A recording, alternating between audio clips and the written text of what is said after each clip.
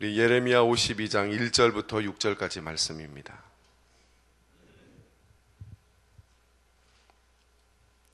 다 같이 한 목소리로 읽겠습니다. 시드기야가 왕위에 오를 때에 나이가 21세라. 예루살렘에서 11년 동안 다스리니라. 그의 어머니의 이름은 하무달이라. 림나인 예레미야의 딸이더라. 그가 여호야김의 모든 행위를 본받아 여호와 보시기에 악을 행한지라. 께서 예루살렘과 유다에게 진노하심이 그들을 자기 앞에서 쫓아내시기까지 이르렀더라. 시드기야가 바벨론 왕을 배반하니라. 시드기야 제9년 열째 달 열째 날에 바벨론 왕 느부갓네살이 그의 모든 군대를 거느리고 예루살렘을 치러 올라와서 그의 성에 대하여 진을 치고 주위에 토성을 쌓음에 그 성이 시드기야 왕 제11년까지 포위되었더라. 그의 넷째 달 9일에 성중에 기근이 심하여 그 땅 백성의 양식이 떨어졌더라. 아멘. 보통 바벨론 포로 하면 3차에 걸쳐서 진행되었다는 거 성도님들께서 아실 겁니다. 바벨론 포로가 1차는 BC 605년 정도에 포로로 진행이 되었는데, 그때 포로로 끌려간 사람들은 다니엘과 세 친구 정도입니다. 그리고 바벨론 2차 포로가 진행이 되는데 598년, 그래서 597년 이때 끌려간 사람이 여호야긴, 그리고 에스겔도 이때 끌려가죠. 그리고 이제 마지막으로 바벨론 3차가 진행이 되는데 그때가 586년입니다. 그 시기가 이제 시드기야가 유다의 마지막 왕으로 있는 그 시기인데, 어쩌면 오늘 본문의 그 그림은 이 시드기야 왕을 배경으로 하는 바벨론 3차 포로 시기였던 것 같습니다. 오늘 본문을 보면 그동안 46장부터 계속해서 51장까지 열방에 대한 예언을 쭉 전달하고 나서 52장에서 일반적으로 예레미야서의 부록으로 취급이 되는 그 장에서 차분한 목소리로 예루살렘의 멸망을 쭉 기록하고 있습니다. 그러면서 예레미야를 통해서 선포된 하나님의 말씀이 이루어지고 있는 그런 현실들을 쭉 담고 있습니다.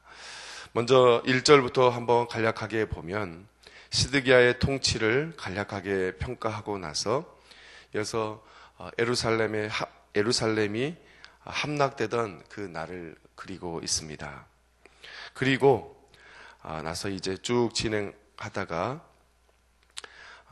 바벨론의 포로로 끌려간 여호야긴 왕이 이제 언제 끌려갔냐면 560년 정도에 이제 포로로 끌려간 그 사람이 감옥에서 풀려난 사건으로 이제 마무리되고 있습니다.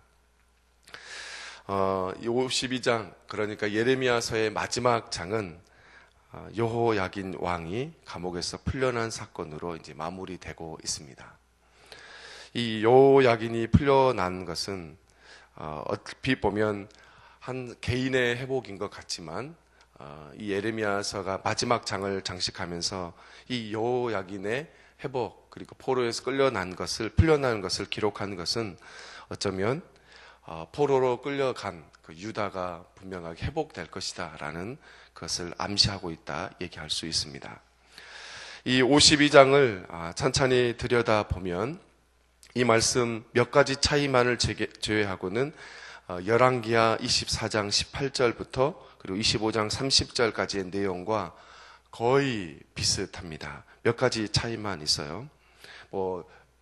날짜적으로 몇 가지 차이만 있는 뿐이지 거의 비슷합니다.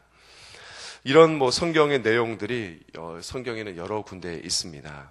예를 들면 에스라 2장에 보면 바벨론에서 귀환한 포로들의 명단이 나오는데, 그로부터 또 100년이 지난 그 후에 쓰여진 느헤미야 7장에서도 그 명단을 고스란히 사용하고 있습니다.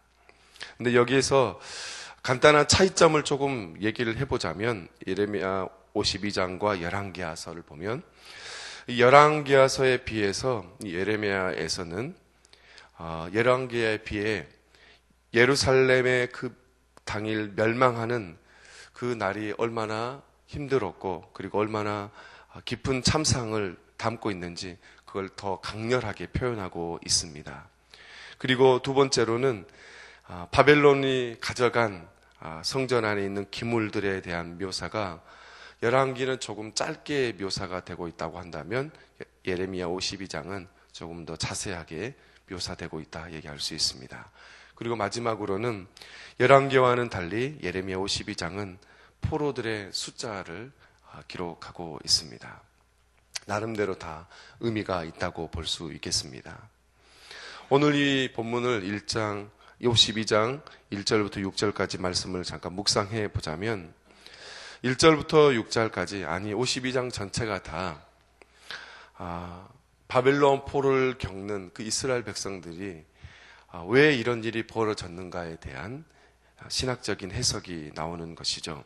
보면 이스라엘 백성들, 특별히 유다 백성들이 포로로 끌려간 것은 하나님이 힘이 없어서 그렇게 된 것이 아니고 이스라엘이, 유다가 하나님을 온전히 섬기지 못했기 때문이다.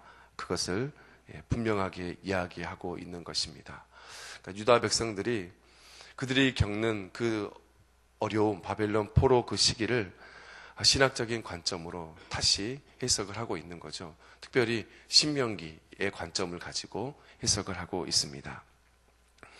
그리고 이 52장을 쭉 보면 예루살렘의 멸망을 정확하게 소술하고 있는 모습을 볼 수 있는데, 이것은 예레미야를 통해서 선취된 하나님의 말씀이 모두 성취되었다, 그것을 말하고자 이렇게 이야기하고 있다, 이렇게 생각할 수 있습니다. 예레미야 1장을 보면 예레미야의 사명이 뽑고 파괴하는 것이었습니다. 그래서 북으로부터 기울어진 끓는 가마에서 비롯된 재앙으로 그 예언이 분명하게 이루어질 것이다, 그렇게 이야기하고 있습니다. 그래서 이 52장을 보면 예레미야 1장에서 내용한 대로 바벨론에 의해서 완전하게 멸망하는 예루살렘의 모습, 그리고 성전의 모습을 생생하게 그려주고 있는 것이죠. 그러니까 예레미야에서 앞에서 말씀했던, 예언했던 모든 내용들이 다 이루어지고 있는 그 모습을 이야기하고 있습니다. 그러나 이 예레미야의 사역 자체가 뽑고 파괴하는 것으로 끝나는 것이 아니라 또 거기에 분명하게 건설하고 심는 일에도 예레미야의 사역이 있는 것이 분명합니다. 하나님께서 분명하게 뽑고 파괴한 이 예루살렘이 그때 비로소 새로운 역사가 시작될 것이다, 그것을 분명히 이야기하고 있죠. 새로운 역사는 바벨론에 끌려간 포로들을 통해서 분명히 시작될 것인데, 그것을 분명하게 보여주기 위해서 52장 마지막 부분에 세 차례 포로들의 숫자를 언급한다 할 수 있습니다. 거기에 덧붙여서 52장 마지막에 설교 초두에 말씀드렸던 것처럼 요야긴이 풀려난 것은 어쩌면 이 개인의 회복을 얘기하고자 하는 것이 아니라 분명히 포로로 끌려간 유다의 회복을 암시하고 있다, 이렇게 이야기할 수 있습니다. 이렇게 예레미야는 끝이 납니다.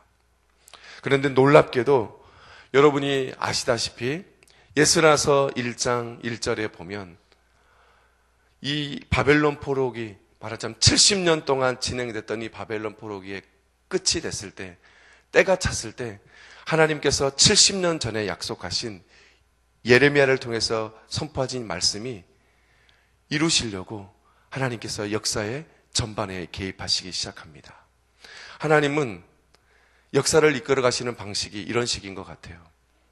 하나님께서 자기가 행할 그 뜻과 의지를 하나님이 택하신 선지자를 통해서 말씀하십니다.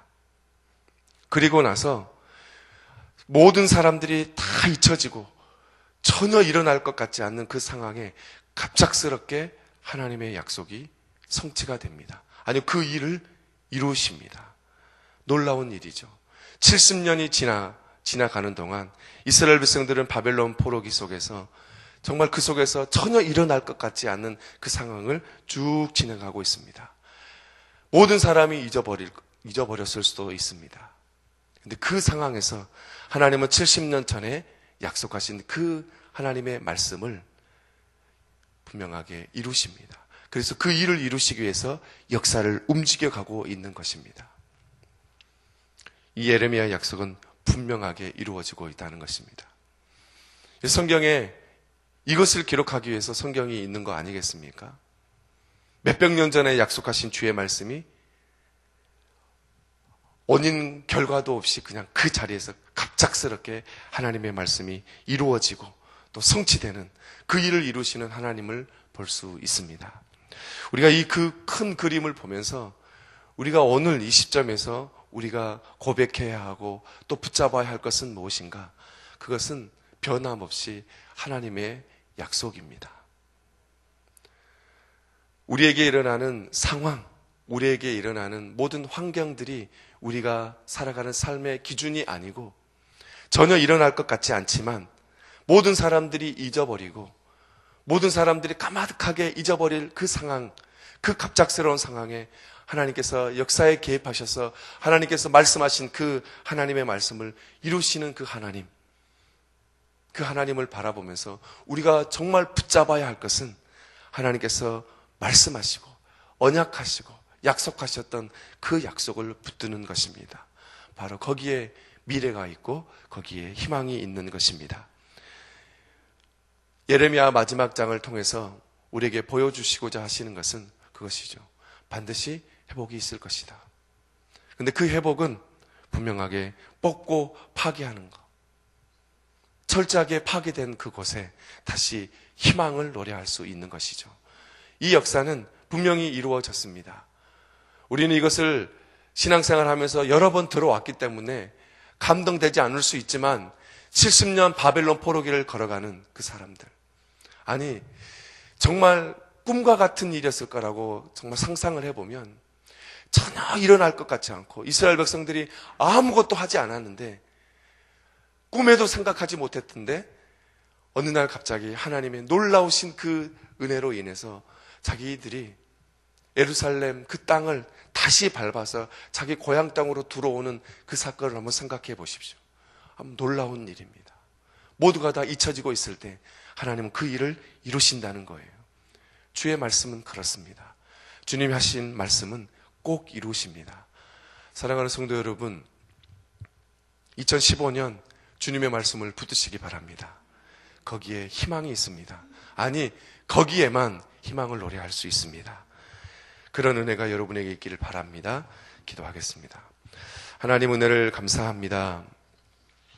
오늘 새벽에 예레미야 마지막 장을 우리가 함께 묵상하며 주님께서 우리에게 주신 하나님의 말씀을 붙듭니다. 하나님의 말씀 안에 오직 희망이 있고 또 우리의 삶이 있음을 고백합니다. 하나님께서 약속하신 그 말씀을 붙들고 오늘 하루도 살아가게 하여 주옵소서.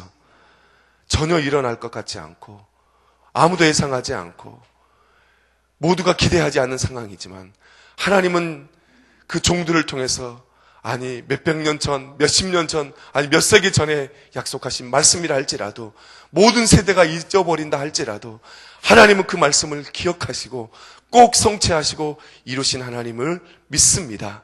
그러기에 그 말씀을 붙들고 오늘 하루도 승리하며 나가는 귀한 하나님의 공동체가 되게 하여 주옵소서. 예수님의 이름으로 기도합니다. 아멘. 우리 공동기도문 7번 함께 기도하시겠습니다. 성경의 중심 가르침 말씀 삶 운동 온 세계 선교의 비전은 주님이 말씀 삶 공동체 성락 성결교회에 주신 명령임을 믿습니다. 이 소명을 사명으로 받아 순명하여 이루도록 우리를 이끌어 주옵소서.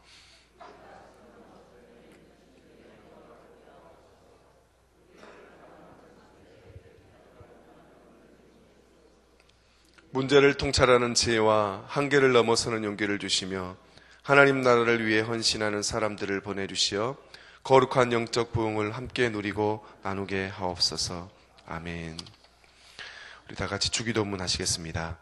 하늘에 계신 우리 아버지, 아버지의 이름을 거룩하게 하시며 아버지의 나라가 오게 하시며 아버지의 뜻이 하늘에서와 같이 땅에서도 이루어지게 하소서. 오늘 우리에게 일용할 양식을 주시고 우리가 우리에게 잘못한 사람을 용서하여 준 것 같이 우리 죄를 용서하여 주시고 우리를 시험에 빠지지 않게 하시고 악에서 구하소서. 나라와 권능과 영광이 영원히 아버지의 것입니다. 아멘. 지금 들은 말씀이 내 삶으로 이어지게 하옵소서. 우리 계속해서 소년 요셉 겨울 성경학교 전체적인 주제가 어린이들이 성경의 큰 그림을 그리는 게 주제인데 그렇게 될 수 있도록 기도해 주시고, 청년부 동계수련회가 2월 5일부터 7일까지 다시 말씀으로 함께라는 주제로 있습니다. 말씀에 부흥이 있는 수련회가 되게 해달라고 기도해 주시고, 2015년 인도네시아 비전 선교가 준비 중에 있습니다. 모든 준비 절차 이후에 주의 은혜가 가득할 수 있도록 기도해 주시고, 우리 교회에서 진행하고 있는 성경 통독 그리고 성경 암송 하나님 축복해 달라고 기도해 주시고, 예배 캠페인 하나님이 기뻐하시는 예배자들이 세워지게 하여 주옵소서. 그리고 오늘 있는 수요 예배 위에 성령님의 기름 부으심이 있게 하여 주옵소서. 여러 가지 공동의 기도 제목 가지고 기도하시고 각자 기도로 아뢰신 후에 자유롭게 돌아가시겠습니다. 우리 다 같이 기도하시겠습니다.